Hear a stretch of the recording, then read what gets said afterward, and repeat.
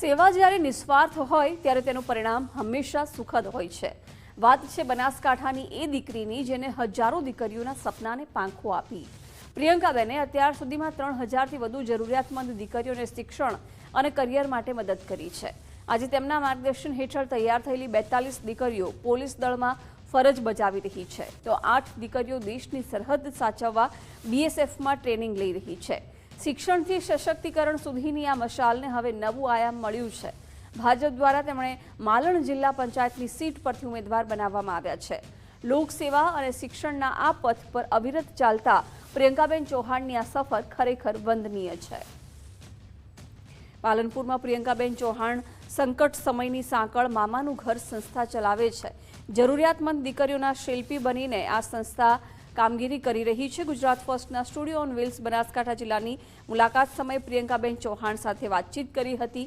આ સંસ્થા અને પ્રિયંકાબેનની નિસ્વાર્થ સેવા ભાવની કામગીરીને જાણવાનો પ્રયાસ કર્યો। દીકરીઓના ઉજ્જવળ ભવિષ્યની શિલ્પી પ્રિયંકાબેન ચૌહાણે શું કહ્યું સાંભળીએ। ત્યારે આ 3 વર્ષ પહેલાંની વાત છે। ત્યારે અમે લોકોએ ખાલી મેં મેસેજ મૂક્યો તો વોટ્સઅપ, ત્યારે તો કોઈ ઓળખતું નહોતું અમને। મેસેજ મૂક્યો અને 3 દીકરીઓ રજિસ્ટ્રેશન કરાવડાવ્યું અને પોલીસ હેડક્વાર્ટરમાં જ્યારે અમે વાત કરી ત્યારે અત્યારે ઉડાન ફાઉન્ડેશન, જેમાં આપણે ભાઈનું નામ કિરણભાઈ, એમણે મને હેડક્વાર્ટર સુધી પહોંચાડી હતી, એ મને યાદ છે।